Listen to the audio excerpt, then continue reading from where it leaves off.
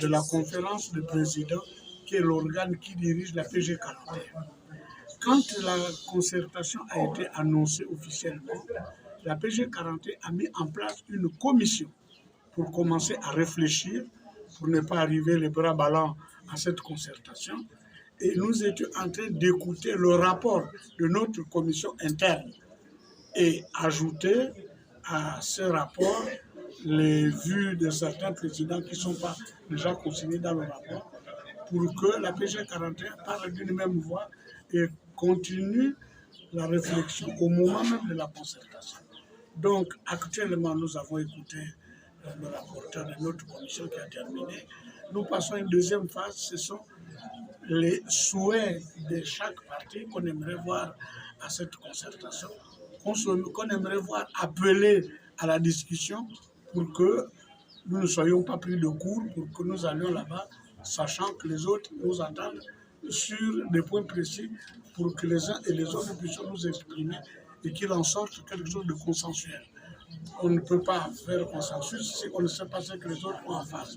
Si on ne leur demande pas aux autres, il ne faut pas que nous aussi nous arrivions là-bas, on ne sait pas qu'est-ce que nous voulons. Voilà comment nous sommes en train d'harmoniser nos points de vue, de mettre en musique nos points de vue à la discussion, de voir les sujets que nous pouvons appeler éventuellement pour que cela fasse partie de la concertation. Et c'est l'objet de la réunion que je préside ce matin.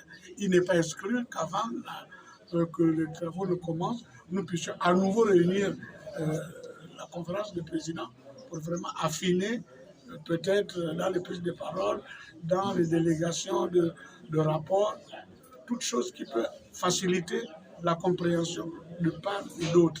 Voilà pourquoi nous sommes là réunis de manière que personne ne soit pas surpris. On ne sait pas qui sera, qui ne sera pas.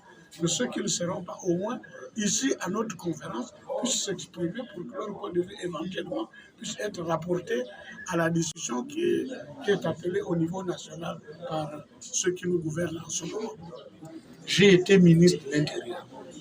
Je peux remarquer si le ministre sort de son rôle. Ce que moi je sais, ce que nous avons été invités par le ministre à produire des listes pour mettre en place ces deux collèges, la PG 41 dans son ensemble, dans cette salle, a procédé aux élections pour que tous ceux qui ont des prétentions de pouvoir y figurer soient choisis par nous-mêmes. Et c'est cette liste que nous avons envoyée. Maintenant, la crise de l'opposition, moi je suis un peu surpris de voir qu'un ministre m'écrit, quelqu'un conteste le droit pour moi de répondre à ce ministre. C'est quand même un peu difficile. Ça sort de l'opposition, mais je vous que je ne comprends pas beaucoup. Je ne comprends pas très bien. Excusez mon manque de science ou de point de vue là-dessus. Mais la crise vient de là que pendant que nous étions en train de répondre au ministre, une partie, un groupement de partis, s'est permis de nous attraire devant la Cour constitutionnelle pour nous contester le droit de répondre à l'aide du ministre. Qu'est-ce qu'il y a de constitutionnel là-dedans? J'ai peur qu'il n'y en ait pas grand-chose.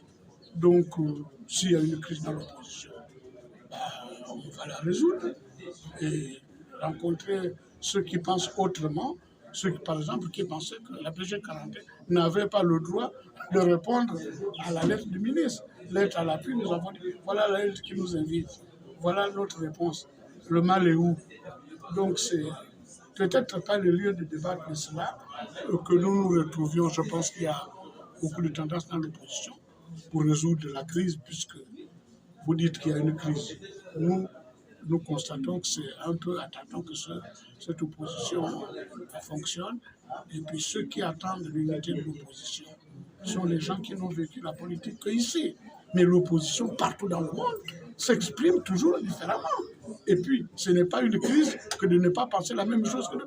Vous avez 101 partis politiques. Pourquoi voulez-vous que les 101 partis politiques aient déjà, comme si c'était un gouvernement, un point de vue commun? Non. Donc, je crois que ce n'est pas une grande crise, qu'on risque de nous retrouver le moment venu et qu'on trouvera la solution. Que ceux qui pensent que la PG 41 n'avait pas le droit de répondre au ministre nous expliquent pourquoi. Et nous nous dirons pourquoi nous l'avons fait, parce que nous avons été invités lettre à l'appui. C'est simple, parce que je crois que c'est le simple. Le seul conseil qui se réunit ou à partir du premier qui sort. Ça s'est passé comme ça la première fois. Nous, on a donné des réponses. Le ministre a vu dans ses réponses les gens que nous avons choisis, les a choisis à son tour, et puis ça constitue le bureau. Maintenant, s'il faut changer la loi pour autant, on part à la concertation, qu'on le dise.